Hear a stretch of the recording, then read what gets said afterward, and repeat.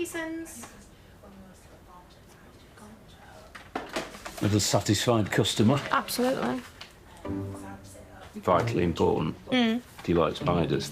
No. Why? Because there is a spider under the cut, and I hate spiders. Oh, that's a big... Anybody like spiders? No. Where? That's a big spider. I would kill it. You can't kill it. I'm not catching it with my... It's moving. Oh, it's moving. It's heard that we're planning on killing it, and it's like, nope, I'm on a run. Are you going to trap it? It's the only thing I can find. You've got to drop it in tonight. Put underneath. All right. I tell you now, if it runs at me, I'm moving. Oh, it's gone. The new starter seems to have settled in. Do you like spiders? To be fair, yeah, but the legs get stuck in your teeth. Morning, Mathewson. Thank you. Cheers, thank you. Bye-bye.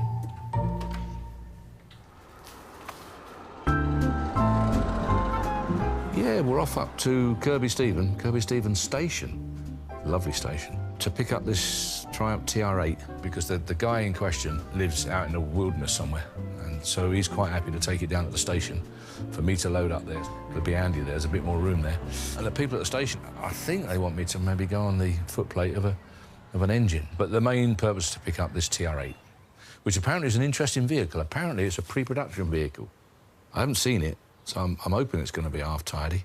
The only thing that worries me a little bit is that with TR8s, in my experience, they're not a lot of good normally. They're normally in pretty poor order or roughly used and not well kept, but you never know, this might be the exception.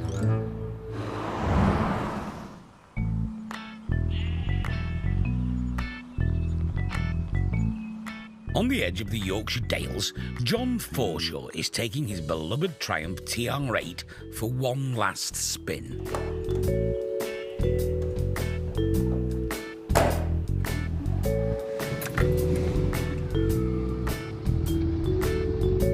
John, I notice you haven't got a radio in the car. No, it went to put about 10, 15 years ago, and I never bothered putting it back, basically because I just love that sound of the V8 engine, and it's far better than the stuff you get on the radio, so I've never replaced it. John, there's one or two TR7s still about, but not many TR8s. There weren't an awful lot made. There were about 2,600 made in left-hand drive for the US market, but in right-hand drive for the UK market, there were only ever 18 made. But this is a pre-production model. It was used by Triumph for testing purposes. It's not a 2L7 V8. It was built at speed, and it was taken off a production line and converted to TR8 spec by Triumph. How long have you had the car, John? Well, we've owned it for 28 years. Well, now's the time to let someone else have a go with it, because the older you get, the more difficult it is to get in and out of. Plus the fact I've got quite a few other classic cars as well, and I need to downsize a bit.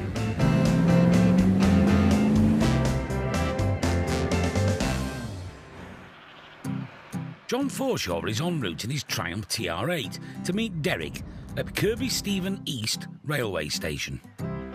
What do you think Derek's going to make of it? Oh, I don't know. I believe he's not a great fan of TR7s, but... But this isn't a TR7? Well, it's not, no, but who knows? We'll find out, surely. Surely, but not shortly, as even though Derek's got a train to catch, he's running late. Now then, John. Hello there, Derek. How are you doing? I'm all right, mate. Fine, thank you. Yeah, sorry I'm a little bit late, but I'm not too bad, am I, really? I'm pretty good, considering it's me. 25 minutes. Absolutely, yeah. Right. And this is the beast, then, eh? This is it, yeah. This is Right.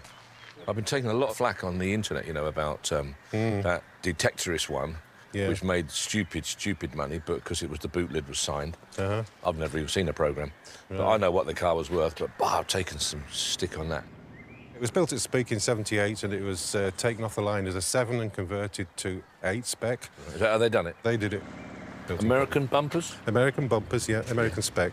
So all the trim is all original and everything? It's all original, yep. Yep. British Leyland light fittings? Yep. What do we make of British Leyland light fittings and clips then, Derek? They fall out. They do. They do indeed. There's the evidence there. But I'll tell you what was nice. When I put my head in there, it smelt like a TR. Yeah. The 1980 British Leyland cars. And not the easiest to get in.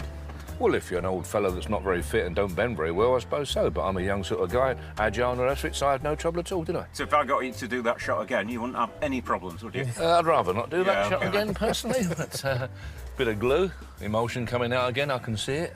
It was But, actually like that when I bought it. I bet it was, mate. Yeah, Yeah. it was like that when it left the factory, I should think. Probably was, yeah. Here we go again, knocking BL, but they lay themselves open to it, don't they? Wide open. British Leyland, the iconic but much ridiculed British car manufacturer.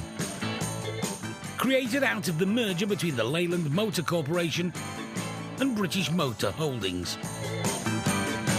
Blighted by financial struggles and strikes, BL became infamous for poor management and unreliability. But that didn't stop some great performance cars emerging, occasionally. From the space-age Rover SD1, which won Car of the Year in 1977, to the Triumph Stag, the BL years did produce some legends before it finally ceased operations in 1982.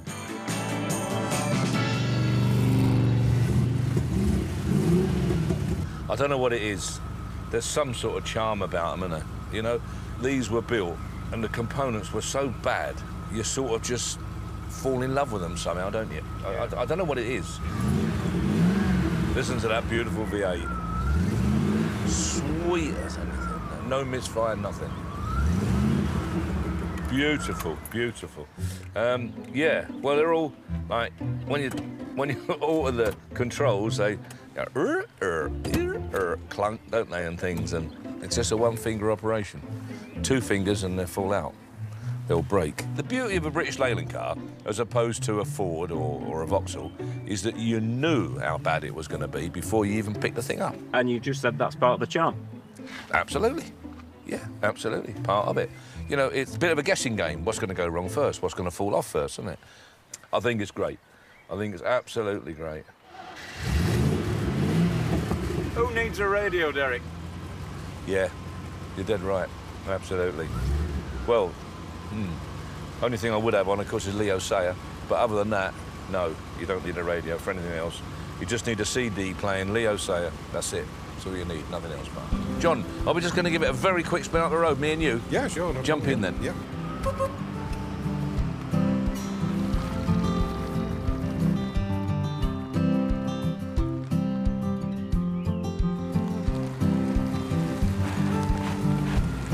I'm in love again because I'm not a speed merchant anymore, but I just like big engines bumbling along, which is exactly what this V8 does. Well, I'm pleased about that. I like it too. I'll be sorry to see it go, but time moves on. Gorgeous, gorgeous car. Pleasantly surprised. Could live with that car.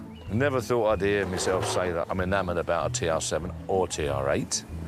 I think it'll do extremely well. I'm going to give that a massive build-up because A, it deserves it, and B, I want all those non-believers out there to realise that I am actually impartial.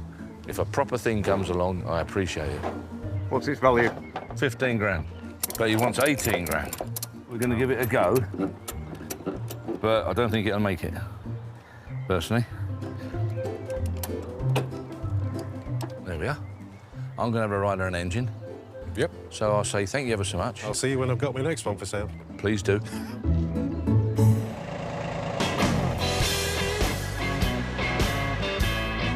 Unlike his father, Dave doesn't need any convincing to fall in love with the Triumph. I actually like the TR7, which is predominantly what it is, isn't it, really? I know you call them TR8, but I mean, that shape then, I like that.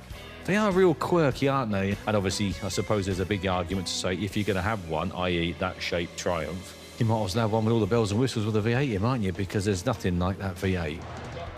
Yeah, not my colour of choice, really, but... it don't matter, does it? I always say to people, you want a nice car first. If it happens to be a nice colour as well, then it's win-win, isn't it? Just everything's just... It's just like, ooh... Yeah, don't press it too hard. Yeah, don't touch that. It's just, yeah, it's all brittle. Cheap, isn't it?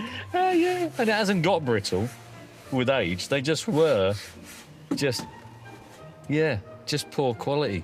Slam the door, I think it'll fall out. I've never been in the TR yet that didn't have one hanging out. I just love this era of life, really. Just this era of life, yeah. Yeah, arguably I was born 10 years too late. I love these and the Maxis. Maxis, Morris Towels, all that type of stuff. Vanden Plas, Princesses, Ambassadors. Yeah, I mean, it's just one bad production after another, isn't it? It's just one disaster after another. It really is. How they managed to trundle along like they did for as long as they did, heaven knows. But great times, I suppose. Times like that we'll never ever witness again. Yeah, brilliant. But no, it's not a bad car at all. It's super solid, isn't it? TR8 now. Special car, this. It's got massive history. Drives as it should. All breakage it's got to pay for, Mick. Go and pay for it now before you go home, will you, please? Thank you. And he dropped a mug. We've got plenty of mugs here.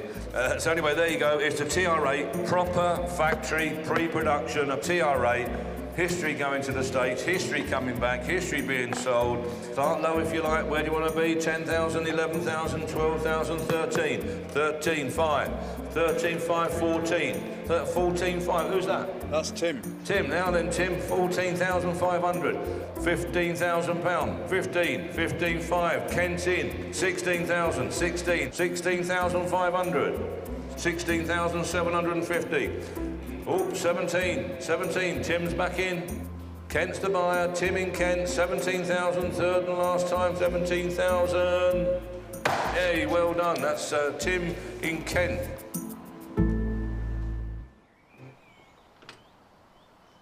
Tim and I have been together for over 30 years. And when I first met him, a mutual friend kind of said, oh, you do know he's into cars.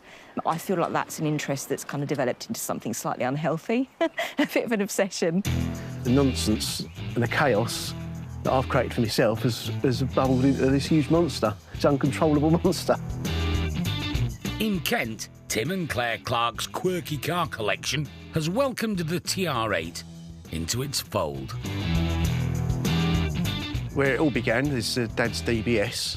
Got married in it, still got the Just Wed thing hanging off in there.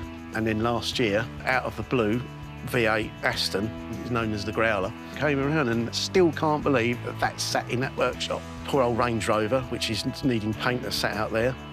Next we've got the Vauxhall VX490, 5-speed, super rare. I feel like there should be maybe a one-in, one-out policy, but that hasn't really translated into anything we do. Yeah, and now we've got added chaos with the Green Goblin over there. Claire's got a quite significant birthday coming up. She'll be 50, so I thought, well, sniffing around the auction, a few things I thought would be super practical. That didn't work out, so I thought, oh, great, this TR8, what a bit of kit that is. She loves quirky stuff. So I stuck my hand up and carried on sticking my hand up, and here we are. Happy birthday. I'm feeling like it's possibly not just a gift for me, it's a gift for the two of us to share together. So we've owned the car for a few weeks. I've been out in it once. She actually drove it very briefly last night for the first time, but because of having me sat next to her... A very nervous passenger who spent a lot of time telling me to mind out things, which didn't help my nervousness. Claire's school, she's head teacher there, it's about 2.5 miles, so not far. Unfortunately, it encompasses every speed hump known to man in the borough, where you'd probably better off with a Land Rover. So that's literally the second time, is that right? Yeah, this is literally the second time we're being in it. Oh, it smells of old car. Indicator stalk's really quite short compared to my car. I've been warned they're Bakelite, very delicate, so there'll be no angry driving. I think I'm going to have to be very chilled when I'm driving along in this car. I said to Claire, treat the controls like it's made of fine china, because they're so brittle. Anyone knows British Leyland stuff, and they were new, let alone 40 years after the event. But other than that, it's a pretty solid old thing. I do feel like if I pull one of these off, I'm going to be divorced.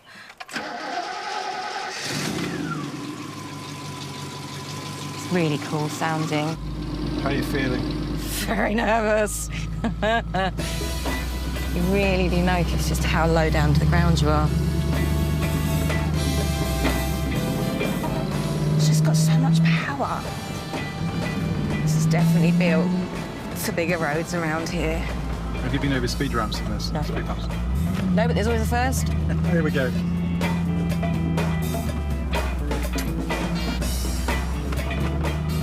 OK, good sign, good sign. Is it growing on you now, do you think? Very much so. It's been so many times I've been a passenger in one of Tim's cars, and you're sitting there and you're kind of like hearing the noise of the engine, and then you're feeling that power, and then actually having it under your own foot, it's quite cool. How do you think Tim's going to be feeling at the moment? He's going to be extremely worried. He's the worst backseat driver, even. Well, there isn't any backseats. No, this is true. There's no backseat, so you can't be a backseat driver. I do feel like this is the kind of car I could literally go out just driving. And I'm not a just driving kind of person. Definitely a driver's car. Maybe I need a, you know, flat cap, pipe, driver's gloves. Awesome. I'm loving it. I need bigger roads to go faster on.